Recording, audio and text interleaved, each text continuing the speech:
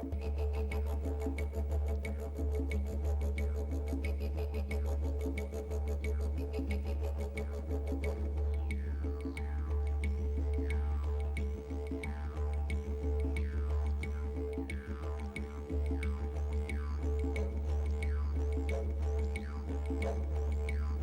Crnogorac stigao je u Australiju prije 120 godina. Taj događaj svečano je obilježen u Sidneju početkom ove godine u prisustvu crnogorskih iseljenika i diplomata kao i visokih državnih predstavnika Novog Južnog Velsa. No, ni tom prilikom nisu saopšteni značajniji podaci o crnogorskim iseljenicima na australijskom tlu. Informacije o broju crnogorskih emigranata, njihovom radu i načinu života su oskudne, često skrivene u statistici drugih naroda. Tačnije, tek nakon popisa 2002. odrednica Crnogorac postaje zvanična u javnom i političkom životu Australije, čemu su vjerovatno doprinijeli eho buđenja nacionalne svijesti u Crnoj Gori, kao i formiranje crnogorske etničke zajednice Australije. Daljina, političke prilike na Balkanu, slabe veze sa maticom i manja brojnost nego ostalih naroda sigurno su uticali da crnogorska dijaspora dugo ostane nevidljiva na razuđenoj australijskoj društvenoj sceni.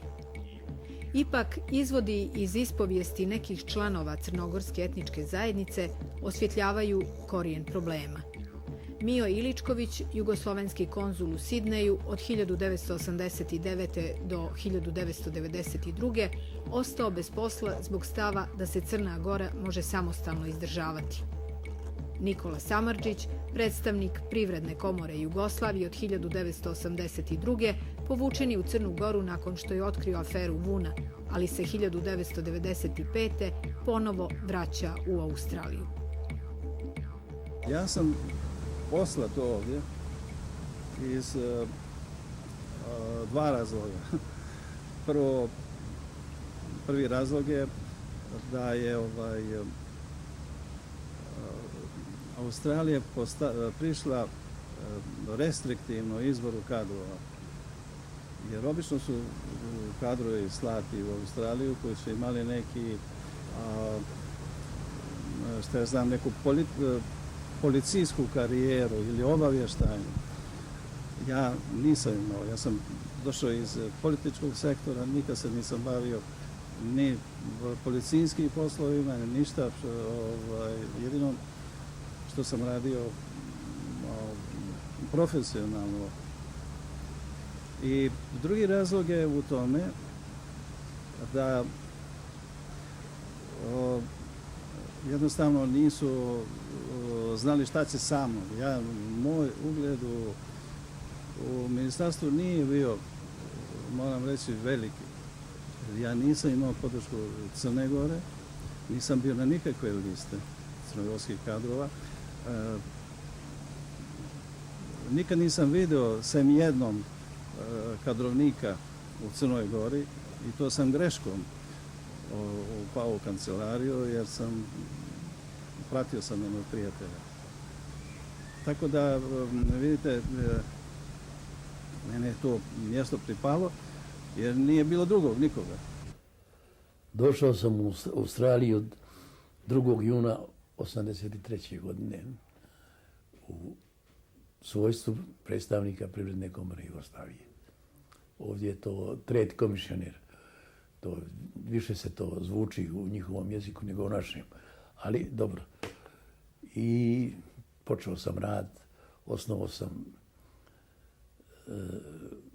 preduzeće u samom centru Sidneja, na Martin Placeu sam imao kancelariju. Tako da je početak bio više nego izvanredan. Međutim, javljali su se poslije teškoće prilično kako iz Jugoslavije, tako i same Australije. Pojedinci su htjeli da to obezvrijede i da prikažu da je to nešto drugo, a ne Privredna komora i tako. U to vrijeme još uvijek je situacija bila među iseljenicima normalna i tako će to da ostane sve dok pojedine republike nisu počele da se odvajaju.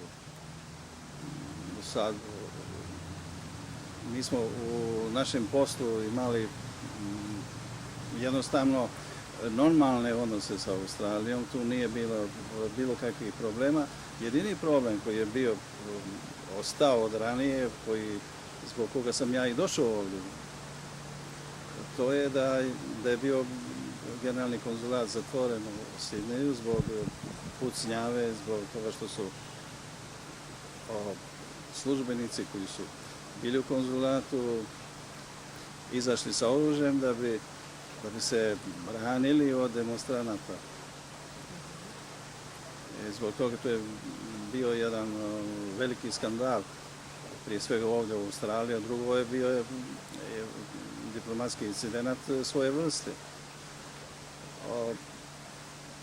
To je moglo vrlo lako da se izbjegne, da su ljudi koji su bili u konzulatu bili na nivou svog zadatka, da su jednostavno nisu trebali da izađu da se sa oružjem napolja, a drugo, treba se zapitati kako su oni radili ako su prouzrokovali jedne takve tako masovne demonstracije. Šta su oni to napravili da provociraju te iseljenike koji nisu došli tu da bi rušili zgradu, nego jednostavno su demonstrirali, koriste prava koja im daje zakon ove zemlje. A stala na što smo mi dolazili u dodir direktno sa australijskim preduzećima i upućivali ih u saradnju sa jugoslovenskim. Tako da smo nekoliko takvih poslova napravili. Ne nekoliko, nego više za to vrijeme. I to je sve dobro trajalo do, meni jesu 88. godine, to je već 5 godina iza mene, premjestili u Brisbane da bude šef, kako se to zove, paviljona, šef paviljona, oko njih je to trade commissioner, koji je neka visoka ličnost, a ja to teško sam mogu ulaziti u sve to. Tako da recimo, na primjer, kad se otvarao Expo, ta izložba svjetska, bila je kraljica, otvarala ga. Došla iz Londona, kraljica, pa se bilo fino postavili jedno 50 lordova u prvi red, a u drugi red smo mi bili, trade commissioner. Tako i interesantno je to, pa eto možda nije za... Kako izgledao taj paviljon? Dobro, Boga mi. Uspjeli smo da ga napravimo takvoga, da prikažu sve vrline Jugoslavije, ali one avnojevske. Ne nešto što je trebalo da bude poslije. I tako da je, kad je došao španski kralj, on je zapitao donde es capital de Montenegro? Gdje je glavni grad Crne Gore? To grad on nije priznao. Donde es Cetinje? A znate zašto? Njega je podigla kraljica Jelena. On je bio u emigraciji, odbačen, sirotinja. Kraljica ga je Jelena uzela i odgojila. I on je postao kralj Španije. Svojoj ćerci, prvoj rođenoj, dao ime Jelena. Mislim da je razlog više što su se i crnogorski iseljenici nekako osjećali više kosmopolitski, kao Jugosloveni. Oni nisu bili ti koji su, ne znam, nekako zagovarali nešto na nacionalnoj osnovi, nego je njih bilo u svim klubovima, i u hrvatskom klubu, i u srpskom, pa je eto bilo i crnogorskih klubova tu, opet miješani. I možda i to je, recimo, razlog da su ti odnosi, gledano sa ove strane iseljeničke, nisu bili tako intenzivni prema Crnoj Gori. Što se tiče Crne Gore i odnosa prema iseljenicima, tu opet vjerovatno postoje neki razlozi i možda bi se moglo reći predrasude. Znate, oni su, i još uvijek ja to osjećam ovdje, da se recimo prema iseljenicima zauzima jedan stav koji je možda bio ispravan kada je moj džed bio u Australiji prije početkom prošlog vijeka, ja? Ali nije i sada. I iseljenici su postali za sve, manje više sve ove zemlje emigracije, Grčka, Italija, Hrvatska, jedan vrlo važan faktor, ne samo bilateralnih odnosa, nego i multilateralnih odnosa. Jer iseljenici koristeći institucije sistema gdje žive, recimo konkretno u Australiji, oni mogu da utiču na politiku vlade ove zemlje kao građani. Ili recimo ekonomski odnosi. Oni mogu isto tako da utiču i na razvoj ekonomskih odnosa.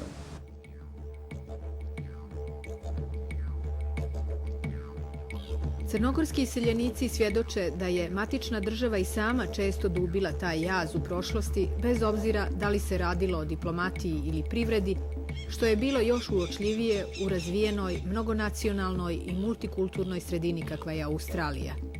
Gledali su ljudi tekstil da ovdje plasiraju razni, a onda se takmičili između sebe na nekorektan način, sve kao što mi znamo. Onda je bila mašinska industrija, onda je Elektroinvest iz Sarajeva dobro bio prisutan, a Slovenci su bili sa namještajem i bilom tehnikom. Da li je bilo nešto iz Crne Gore? Ne, nažalost.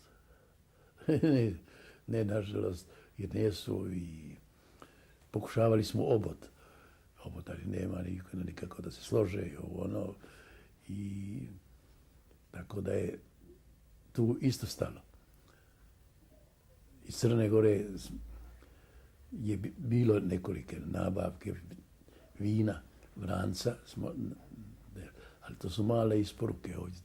To je tržište zasićeno sa vinom, da je to nevjerovatno, ali ipak je bilo. Tako da se ipak nije moglo reći da Crna Gora je izostala. Nakon posttehnološke revolucije 90. godina, kada imamo internet, kada imamo globalizaciju, kada imamo jedan sistem apsolutno novi, gdje nije više važno gdje ste, gdje možete da budete ovdje, da ste u Sidneju i da imate neke svoje interese i da ih zastupate u Crnogoru. I to je recimo nešto na čemu bi trebalo insistirati kod nas. I kada se govori o odnosima iseljenika sa Crnogorom i njihovo uključenje u tokove, društveno-ekonomske tokove Crnogoru, ako postoji tamo interes, onda mislim da bi tu moglo da se dosta toga uradi. To druge zemlje koriste. Onda recimo doznake. Ja ne znam kakve su doznake iseljenika. Ja znam da Turska ima više priliva od iseljenika, uglavnom u Europi, a i u drugim zemljama, nego što imaju od međunarodnih organizacija koje kroz razne vidove investicija. Evo, 36% budžeta Maroka, slučajno znam taj podatak,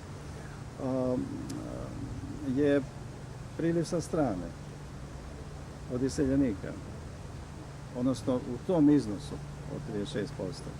Ja sam i tada zbog svoje, može se reći, naivnosti uletio u velike nedaće. Došao sam u sukob sa rukovodiocima Jugoslavije koji su pljačkali vunu, a ja to nisam znao. Nego sam pokušavao da ukažem na to kao, eto, šta mi radimo, društvena sredstva se troše bez veze. Ja sam, ništa nije se ja posebno tražio, nego sam našao u Australian Bureau of Statistics. A to može da kupi svako ko novine. Samo plati, oni će ti ovi dati sve što treba. Nema tu što nema. I ja sam pronašao da vunu plaćamo 40% skuplje nego i jedna druga zemlja na svijetu. 40% skuplje. Odnosno od srednje cijene koja vlada na tržištu. I ja sam to poslao izvještaj komori poslao. Digla se breka. Šta taj Samardžić zna, šta on zna o Uni, šta on to piše, a ja sam došao sa kioska to dobio. Nisam ja išao ni u vladu, ni niđe ne uzeo, kupio ko svaki građanin što može ovdje da kupi to. Spomenuli ste 120 godina od dolaska prvog iseljenika iz Crne Gore ovdje. Sad je jedan paradoks da je crnogorska etnička zajednica priznata i osnovana prije par godina. Vidite, jeste.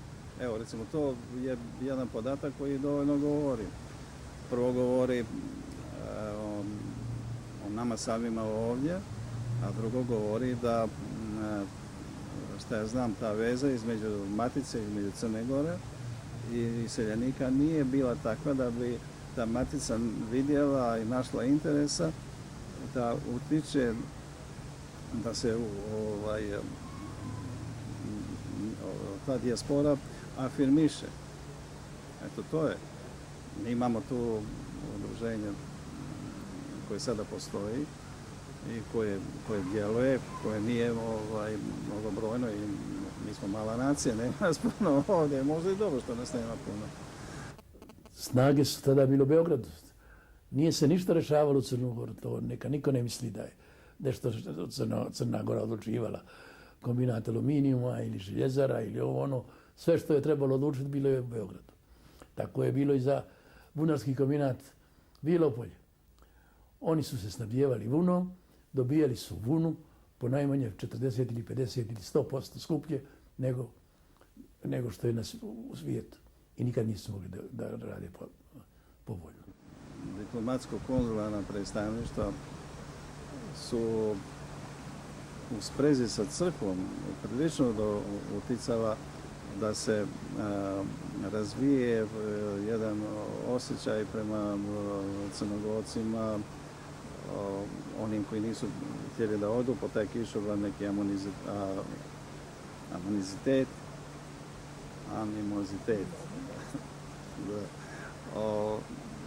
I ne samo to, nego čak su ti iseljenici nisu bili u stanju da ispunjavaju da zadovolje svoje potrebe u formi nekih formalnih dokumenata, recimo, koji su im potrebni da se potpišu ili ovo. A da ne govorimo da su ta konzularna i diplomatsko predstavništvo uticali da se promoviše crnogorska zajednica. Mi smo imali tu u zajednici velike probleme sa multikulturnim radijom SBS, koji je bio apsolutno pod utjecajem crkve. Ja ne bi taj period sad produžio do danas, jer sad se tu osjećaju te promjene. Čak je srpska crkva mijenjala novinare. Ona je utjecala da je, recimo, dopisnik jedan iz Crne Gore bio promijenjen zato što je apsolutno ispravno preneo jednu izjavu koju je Risto Radović dao. To je bilo dovoljno i on se više nije pojavio na radiju. Samo da vidite koliko je taj utjecaj bio. Međutim, diplomatsko-konzularna predstavništva su bila i tako kadrovski opremljena sa ljudima koji su tu politiku naravno podržavali. Iz Crne Gore nije bilo kadrova koji su bili na položajima konzula ili, recimo, sekretarova ambasade ili ambasadora. Uglavnom su to bili ljudi iz Srbije. A i kada smo imali iz Crne Gore, ja mislim da to nije bio baš srećan izbor. Iz nekih razloga. Ili su bili ljudi koji nisu bili profesionalno osposobljeni ili su bili ljudi koji nisu bili politički podobni. Tako da eto opet ispaštala crnogorska zajednica. I to je sve unosilo konfuziju. Jedan neopredijeljen konzul ili diplomata u ambasadi pravi veliki razdor ovdje. Ja sam donio čitave kilometre tih izvještaja u Beograd, tih izvještaja Australijskog biroa, iz kojih se jasno vidi da Jugoslavija jedina plaća ta čuda i da niko ne plaća tog unutoliko kruga Jugoslavije. I to je bio čisti dokaz.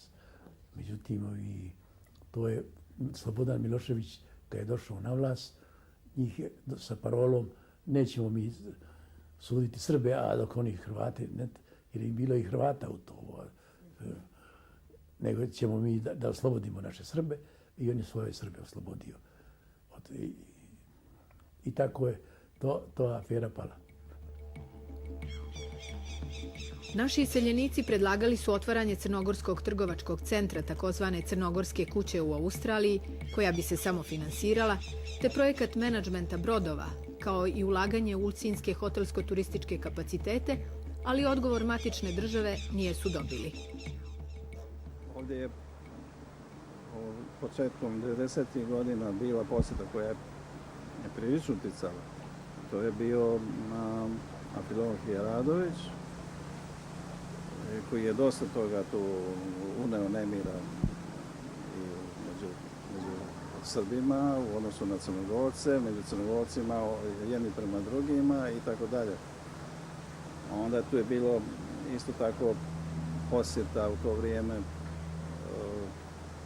istoričara koji su isto tako na tim linijama zagovarali svoje ideje opet protiv šta ja znam, interesa Crne Gore. Stvarno je interesantno da nam to nećete nigdje vidjeti, niko od Grka, niko od Italijana, da vam dođe neko od tuda, makakve je on političke ideje imao i govori protiv svoje nacije. I to je jedan fenomen koji se samo može nama desiti. Ja sam se skoncentrisao na samog sebe kad sam se vratio. Da moje preduzeće koje treba da angažuje brodove, da ih uzima u najam, da ono radi kako treba, a ovo drugo nisam imao vremena da se bavim s tim, mada sam mogu. Kada sam ja došao ovdje i onda sam ja bio u situaciji da to svoje ubeđenje nekako ne samo da ga afirmišem, nego da ga sprovedem u praksu. A kako da ga sprovedem u praksu? Jednostavno da sam onih godina kada je tu bilo, kada je već bilo do previranja i kada se već nije još znalo niko pije, niko plaća, da je jednostavno sve ove instrukcije koje su dolazile od tuda i koje sam ja smatrao da ne bi trebalo primijeniti, a i nisam primjenjivao. I ljudi koji su samo radili tu su me krivo shvatili. Ja sam bio šef konzulata tu i pitaju me šta da radim. Kažem ništa. Nemojte apsolutno ništa raditi. Sjedite dolje, pijte kavu, odite, samo mora neko da bude tu. Sad oni su to vjerovatno pripisivali, aha, eto Crnogorac, Leni neće, baš ga briga, neće da radi. Međutim, kada sam te ljude kasnije sretao, oni su mi rekli, kaže, da, bili ste u pravu. Taj posao se sastoji u tome da ti unajmiš brod za 15 dana, platiš ga 15 dana, unajmiš ga za nekoliko mjeseca ili 3 mjeseca ili godinu dana i plaćaš taj brod. On je u stvari praktično kao tvoje vlasništvo. Nije vlasništvo, nego vlasnik jer ćeš ga vratiti kad završiš posao, ali on se smatra da si ti brodovlasnik. I sa njime ti kupiš terete po svijetu i prevoziš i izrađuješ. Recite nam, da li se to može raditi i u Crnoj Gori? To se može vrlo lako i trebalo bi da se radi u Crnoj Gori. Ima ogromnih mogućnosti da se to i ima čak kadra. Nije to da među Crnogorcima nema momaka koji ne znaju ovaj posao. I tekako znaju. Ali tu treba ipak vlast da digne zapreke svoje i da pusti da se to radi. Jer onda će se tek stvoriti preduzeće. Jer onda iz takvog načina poslovanja stvara se, kupuje se brod. Prvo ga unajmljuješ, pa onda ga kupiš na kraju. Tako se stvara preduzeće. Kada sam pokušao da uspostavim tu vezu i da se vratim konačno tamo, ja nisam imao gdje da ostanete, vi ste na ulici tu. Onda ništa. Niko nije htio da čuje. Onda sam bio u kontaktu sa mojim kolegama koji su bili dolje, koji su se zatekli dolje i koji su isto tako izbačeni iz posla i našli na ulicu. I oni su otišli kod nekih uvaženih političkih ličnosti koji su mogli da utiču, da se ti ljudi smjeste i da se njihove profesionalne kvalifikacije valorizuju i tako dalje.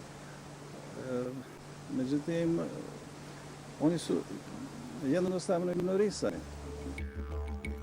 Očuvanje nacionalnog identiteta ključni je zadatak koji je crnogorska dijaspora postavila u okviru Crnogorske etničke zajednice Australije, a taj imperativ vezuje za sticanje nezavisnosti i konačno rješavanje državnog statusa Crne Gore.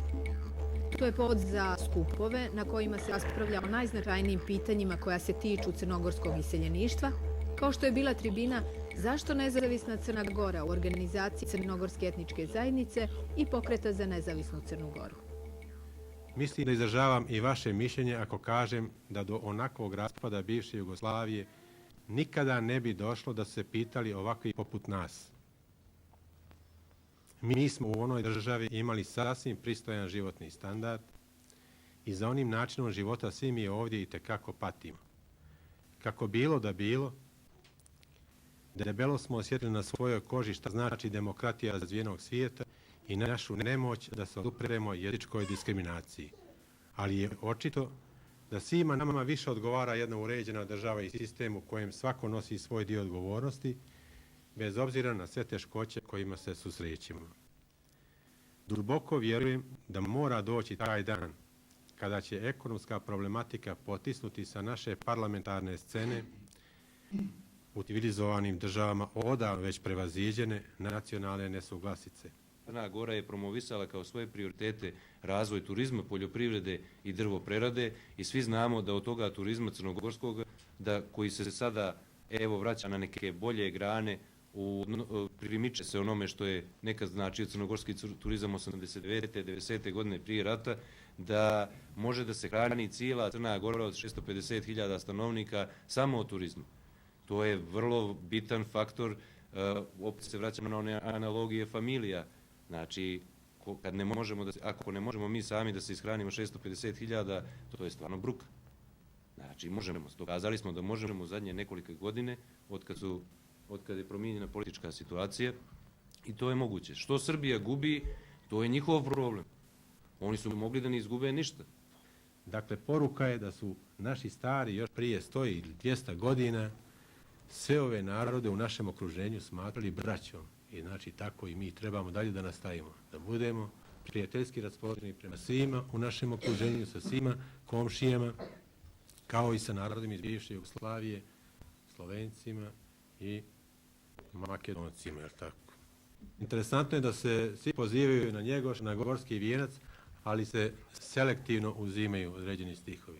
A ono kad govori o bratstvu, o prijateljstvu sa svim narodima okolo, sa Arbanascima, sa Bosancima, sa Hrvatima, ti dijelovi se nekako preskaču. Jel? Ukoliko Crna Gora bude istrajna u svojim stavovima i nastavi ovim putem kojim je krenula, poslije referenduma neće više biti razloga ni za kakve konflikte toga tipa, zato što će, ako Bog da i ako sve bude u redu, Crna Gora biti jedna uređena demokratska država gdje će crkva biti odvojena od države i morat će da se pridržava svih onih stvari I kao u svim državama, svi vi živite, ne mi, nego vi živite u Australiji, pa znate koliki uticaj imaju bilo koja konfesija ili bilo koja crkva na javni život. Vrlo mali ili nikakav. Crkva je odvojena od države, oni imaju svoj posao, država radi svoj posao. To će tako biti i u Crnoj Gori. Uložite sav svoj napor da referendum protekne na dostojanstven i miran način, a većina prema Ustavu će donijeti odluku u kakvoj državi žele da žive.